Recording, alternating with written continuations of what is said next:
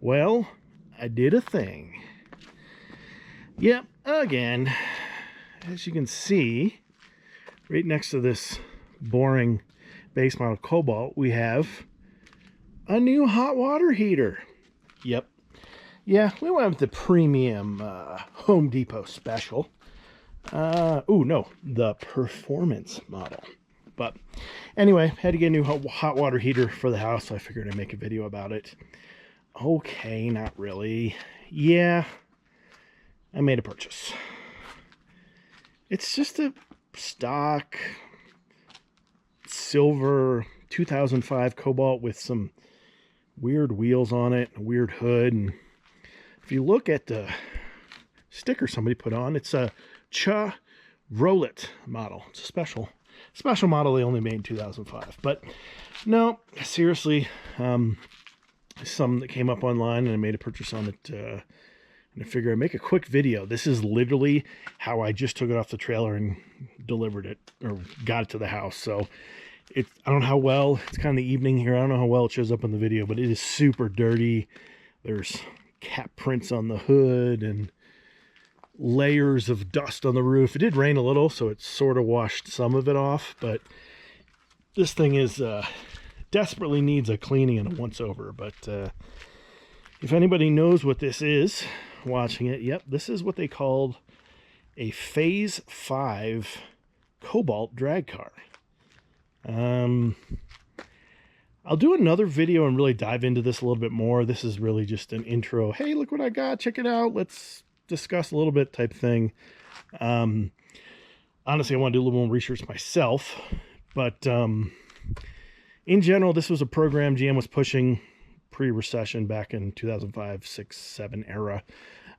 Try to sell a lot of their really racing parts that you can put on a Cobalt, go drag racing.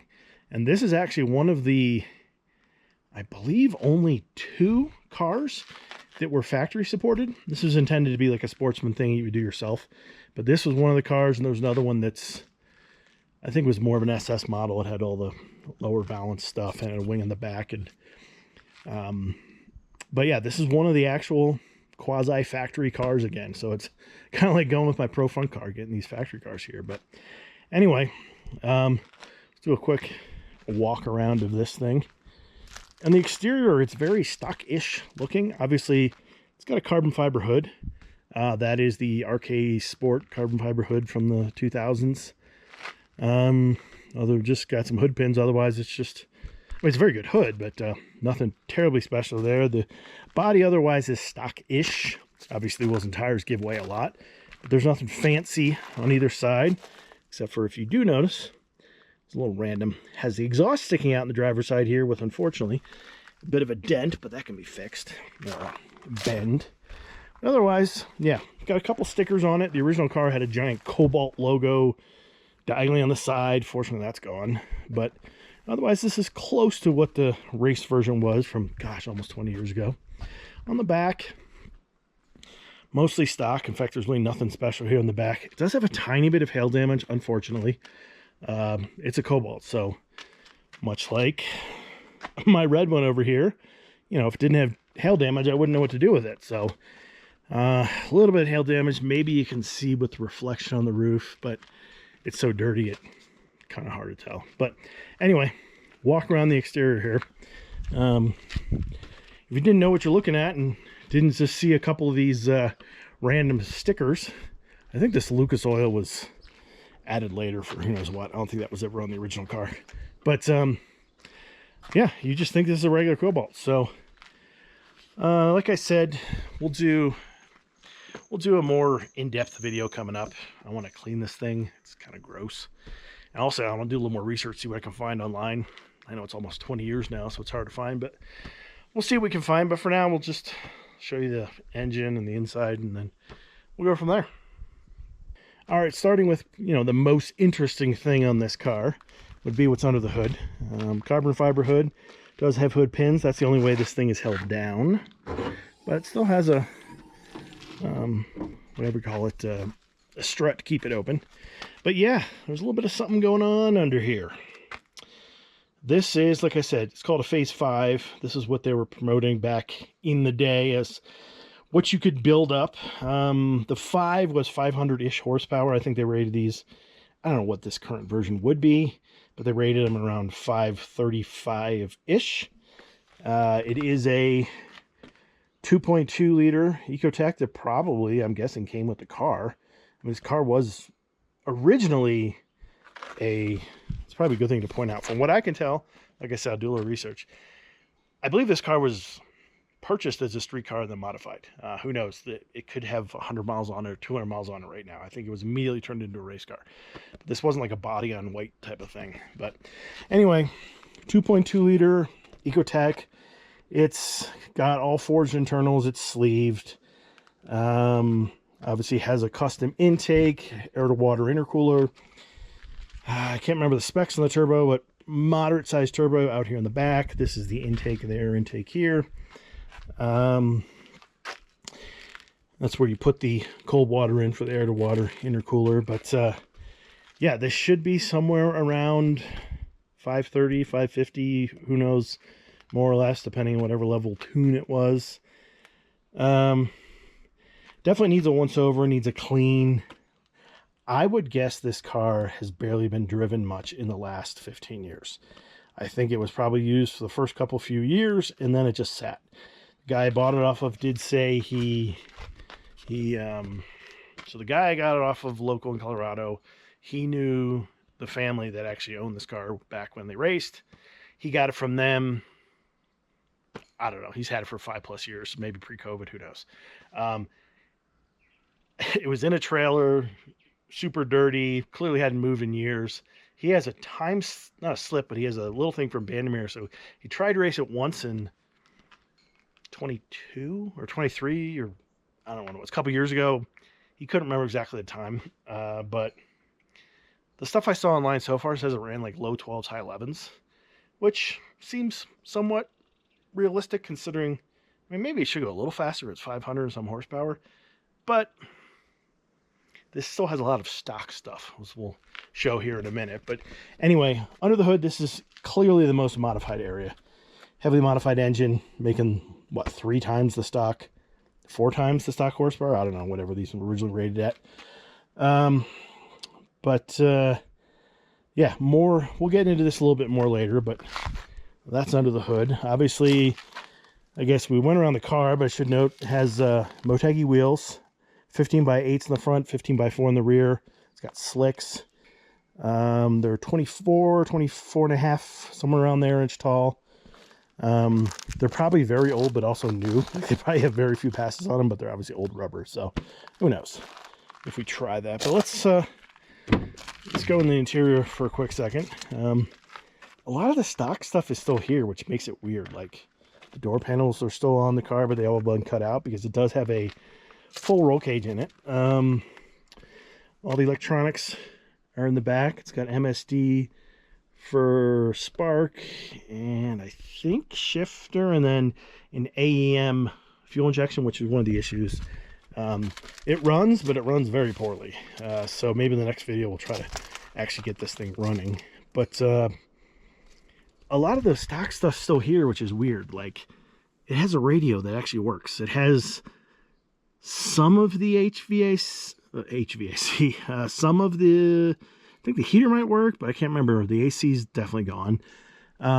Stock gauges are gone. It's got really nice carbon fiber autometer gauges. They're kind of old school, but they're really good quality. It's got a Sparco quick release steering wheel. It does have, which I believe, launch control and some kind of electronic shifting. I don't know. The previous owner didn't know much about it. One good thing I should point out here, and honestly the reason I bought this car, is it should have the heavily beefed up 4T65 transmission, which is, they claim, good for like 1200 plus horsepower. And I honestly bought this probably for parts. Maybe we'll get it running, maybe we'll race a little bit, but that transmission, if it is what I think it is and it does what it should do, that's going in the Pro Front car, and that's kind of the real reason for this whole purchase, to go fast and make big power in that car. a lot more than 500. But anyway, so rest of the interior is kind of stock-ish. Does have a B&M shifter, which that's all I've used so far to move it, so I'm not sure how this works, but we'll figure it out. That's the is it the boost controller? Yeah, that's the boost controller. I don't know a lot about that. If it's a little more old school, but I assume it's all good. Seats are Recaro's. A little funny that it has passenger seats. These are really expensive seats too. They're more like they're very lightweight, which I get. That's why they put them in here. But they're more like a road racing seat. So who knows? Maybe put them in something else and just put a single Kirky or something in here. I don't know. But the back part of the interior was gutted, but they certainly didn't take much weight out. But that's where all the electronics are back there. They got a firewall put up into the trunk area. But otherwise, that's the interior. I'll go on the other side. There's not much else to see, but like I said, we'll go in more depth into this. But yeah, it's very dirty. I mean, I don't know if a dog was in here or what, but there's just junk everywhere. There's rags and wires back here, and some of it is needed, some of it I don't think is needed. So it needs a very good cleaning and a once through. I haven't looked in here yet. Oh, what do we got? Brake pedal. Ooh. We got a busted, or maybe not, well, just cheap. If you guys have Cobalts, you know how crappy these glove boxes are, but that looks a little cracked. But anyway, brake pedal pad, some Brute, because yeah, that's what you need. 7701, somebody's number. Some random bolts. What does it say? Bottom fan screws. Well, whatever. So there's some random stuff in here they'll have to go through, but that's the interior. I guess the last thing probably should be is, we're not going to go underneath for now, but the last thing is probably the trunk. Not much to see in here. Actually, I don't remember. Oh, that lock is a little loose. Struts are sort of working, but we have we have some curtains. Those are nice. Might need those. Random toe straps. Oh, tin snips. There you go. That paid for the car purchase right there. The battery would go in here. Looks like they never really modified from the stock position. Otherwise, it's just totally gutted. You can see the rear support bars for the cage. But what's that? Sound 2-speed. I don't know. Is that? Oh, never mind. Empty box. Not that exciting. But the marker stuff for dialing in at the racetrack. So yeah, as you can see, this thing is it's well, it's all there, but it's a little bit of a mess. Well, there it is. Just a quick intro to the Phase 5 2005 Chevy Cobalt SS drag car. Not a street car. Maybe never was a street car. Not really sure, but definitely didn't have many miles on it. But I think that's all we'll show for now. This thing it desperately needs a cleaning. You just go through what we have.